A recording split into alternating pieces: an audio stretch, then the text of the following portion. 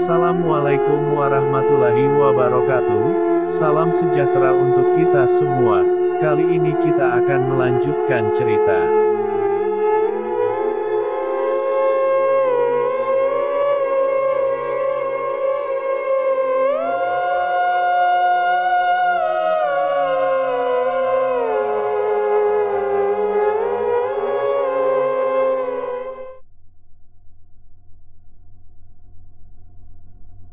Dengan sorotan mata yang tajam penuh amarah, Farida mendekati Danu. Ia kemudian berjalan sambil menyangga tangan suaminya dan buru-buru mengajak masuk ke rumah. "Aku tidak suka, Mas, berteman dengan orang itu," ucap Farida penuh amarah. Danu keheranan dengan sikap yang diperlihatkan oleh Farida.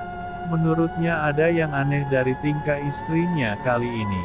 "Loh, emangnya kenapa? Dia Ustadz Zakaria teman baikku, dari semasa kuliah dulu," jawab Danu dengan ekspresi penuh keheranan. "Orang itu sok tahu.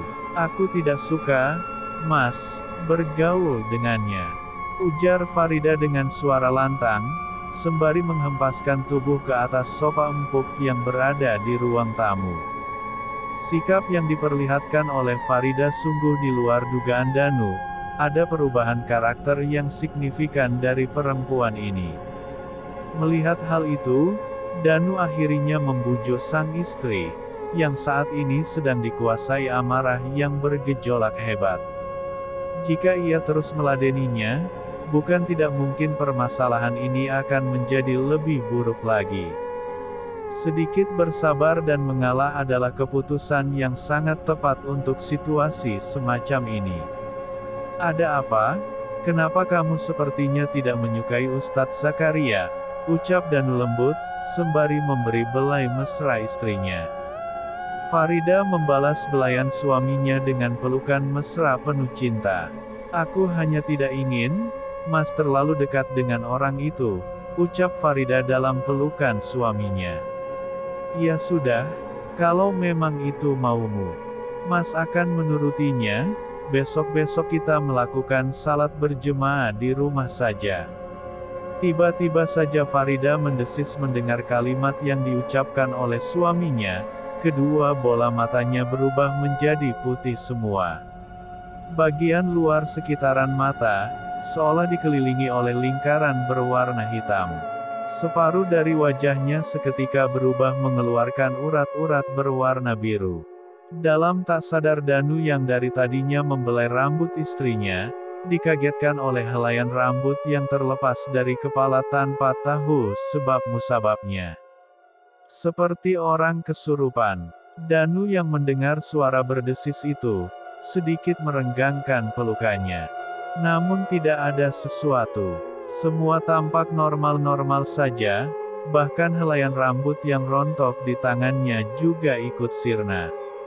Walau dalam perasaan yang berkecamuk, malam itu tetap berlalu dengan damai tanpa adanya gangguan-gangguan yang aneh atau semacam lainnya. Sepertinya daging panggang sudah menjadi menu khusus bagi Farida. Ditambah lagi sang suami, yang sangat menyukai masakannya itu. Hal itu menuntun sang istri untuk selalu menyediakan daging panggang kesukaan Danu. Entah kenapa, sehabis salat subuh, Danu selalu kepikiran dengan Bikwati pembantunya. Ia pun memutuskan untuk menelpon, tapi sayangnya sudah berkali-kali ditelepon nomor yang dituju tetap tidak aktif. Suami Farida itu akhirnya memutuskan untuk mencari alamat atau nomor saudara Bikwati yang berada di kampung. Danu pun memutuskan untuk mencari di kamar Wati. Setibanya di kamar Wati, Danu tersenyum bahagia kala melihat beberapa foto Regan bersama sang pembantu, yang sedang bercandaria memenuhi dinding kamar Bikwati. Gadis desa yang sekaligus pengasuh buat putranya itu, mampu menghadirkan suasana baru di rumah itu. Berbagai macam foto, dari masa lulus SMA sampai ia di pangkuan. Semuanya masih tertata dengan rapi di kamar Wati. Gadis desa yang kerap dipanggil Bibi oleh Regan maupun Danu itu, memang membuat suasana lebih membaik dari sebelumnya. Foto-foto itu, membangkitkan memori indah saat Wati pertama kali menginjakkan kaki di rumah ini. Kala itu Regan yang baru berusia 6 bulan, siang dan malam selalu menangis tanpa sebab yang pasti. Kepergian Aisyah istri pertama Danu, memang menyiksakan luka yang mendalam. Terutama putranya, ia seolah mengerti bahwa sang ibu telah tiada. Kehadiran Wati sangat tepat, bayi yang baru berumur setengah tahun itu, seolah menemukan kenyamanan saat berada dalam pangkuan Wati. Semenjak itu pula, Wati bagaikan ibu sambung bagi Regan. Bayi mungil yang baru berusia 6 bulan itu, seolah mengisyaratkan bahwa hanya gadis desa inilah yang mengerti akan dirinya. Saat Danu terhanyut dalam kenangan masa silam, secara tak sengaja ia menemukan sebuah kertas usang, yang diselipkan di balik bingkai foto Regan. Di lembaran itu tertera nomor telepon rumah Bikwati. Tanpa menunda-nunda lagi, Danu langsung saja menghubungi nomor tersebut. "Assalamualaikum, ini siapa?" "Iya." Terdengar suara perempuan di dalam telepon. "Waalaikumsalam, aku Danu. Kalau boleh tahu aku bicara dengan siapa?" "Ya." Danu balik bertanya. "Oh, Pak Danu. Aku Warda, Pak, adiknya Wati," jawab Warda di seberang telepon. "Dek Warda, aku bisa bicara dengan Wati." "Loh, bukannya Mbak Wati kerja di rumah Bapak?" "Iya, memang. Tapi istriku bilang Bikwati izin pulang kampung untuk beberapa hari selama bulan Ramadan ini." Petik 2 kurung siku tutup. "Maaf Pak Danu, tapi kenyataannya memang enggak ada Mbak Wati di kampung. Kemarin memang beliau bilang, untuk bulan puasa kali ini ia tidak pulang, karena kasihan Ibu Farida masih baru di rumah itu. Pasti akan banyak kesulitan yang ia alami karena di tempat yang baru." Jantung Danu berdetak lebih kencang dari biasanya. Ia tersentak kaget mendengarkan penjelasan Warda. Jika memang Wati tidak pulang kampung, lantas kemana perginya? "Jadi benar Dek Warda, Bikwati tidak ada di kampung." "Benar, Pak." "Baiklah, kalau begitu aku akan tanya Farida, pergi kemana Bikwati?" Petik 2 kurung siku tutup. "Baiklah Pak Danu, tolong kasih kabar kalau sudah ketemu dengan Mbak Wati." "Iya, Assalamualaikum." "Waalaikumsalam." Keduanya mengakhiri telepon dengan mengucapkan salam. Danu masih tak habis pikir, bagaimana bisa Wati tidak ada di kampung. Ia mulai berpikir, ada sesuatu yang tidak beres di balik hilangnya Wati. Apa yang sedang terjadi pada Bikwati? Kemana perginya? Gumam Danu dalam hati. Selagi Danu berpikir, tiba-tiba saja ia dikagetkan oleh kehadiran Farida. "Mas barusan telpon siapa?" tanya Farida pada Danu. "Telpon Bikwati." Yang angkat telpon Warda adiknya. "Dia bilang Bikwati tidak ada di kampung," jawab Danu dengan suara berat. Denyut jantung Farida terasa berdetak lebih kencang mendengar suaminya menyebutkan nama Wati. Sial, ternyata perawan tua itu masih berkeliaran di desa ini. Aku harus menghabiskannya, jangan sampai perempuan sialan itu buka mulut. Kemudian ia menceritakan semuanya pada Mas Danu. Pikir Farida dalam hati.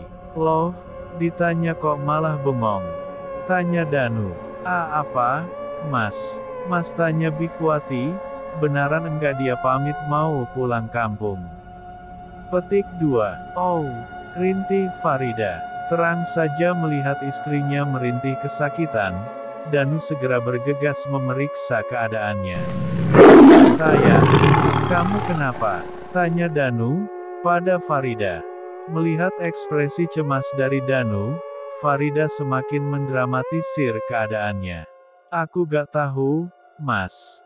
Beberapa hari ini, tubuhku lemas, perut terasa mual dan kepala sering pusing, jawab Farida. Bola mata Farida melirik ke arah Danu. Ternyata perbuatan ini ia lakukan untuk mengalihkan pembicaraan sang suami, agar tidak membahas tentang Wati lagi. Danu tersenyum bahagia mendengar penuturan Farida. Sudah terbayang apa yang dinanti, sepertinya akan segera terjawab. Besok kita periksa ke dokter ya, sepertinya kamu akan telat bulan ini, ujar Danu. Senyum manis sebagai perwakilan hati Danu tunjukkan pada istrinya, betapa bahagianya ia mendengar kabar itu. Apakah itu berarti aku akan menjadi seorang ibu? Tanya Farida. Danu mengangguk sebagai tanda iya, atas pertanyaan istrinya. Melihat isyarat dari sang suami, Farida langsung memeluk tubuh kekal Danu dengan penuh kehangatan. Bagus. Ternyata Mas Danu mempercayainya. Dengan begitu, aku masih mempunyai waktu untuk membunuh Wati. Mas Danu tidak boleh mencari tahu tentang keberadaan pembantu sialan itu. Gumam Farida dalam hati yang telah terbakar emosi, aura pembunuhan sangat terpancar dalam dirinya. Sebaiknya kamu beristirahatlah terlebih dahulu, Mas akan memeriksa keadaan di luar rumah. Nanti Mas akan menyusul ke kamar, ucap Danu. Farida menuju ke kamar untuk segera beristirahat, sedangkan Danu mengecek keadaan di luar rumah terlebih dahulu. Namun, saat Danu memasuki pekarangan belakang rumah, ia kembali melihat perempuan menangis pilu di dekat lubang yang tempo hari digali oleh sosok berwajah hancur. Rintihannya seolah sedang meratapi sesuatu. Mendengar tangisan orang itu seketika Danu merasakan merinding sekujur tubuh. Namun untuk kali ini, Danu mengesampingkan rasa takutnya. Ia memberanikan diri untuk melihat lebih dekat siapa perempuan berkerudung berpakaian serba hitam ini. Ternyata derap langkah kaki Danu diketahui oleh sosok misterius itu. Dengan buru-buru orang itu pergi dari hadapan Danu. Melihat perempuan itu ingin melarikan diri, suami Farida ini yakin bahwa orang tak dikenal ini adalah manusia. Tunggu, teriak Danu. Sosok misterius itu menghentikan langkah kakinya, kemudian menunduk menyembunyikan wajah di balik kerudung. Sampai jumpa lagi di episode berikutnya, bersambung.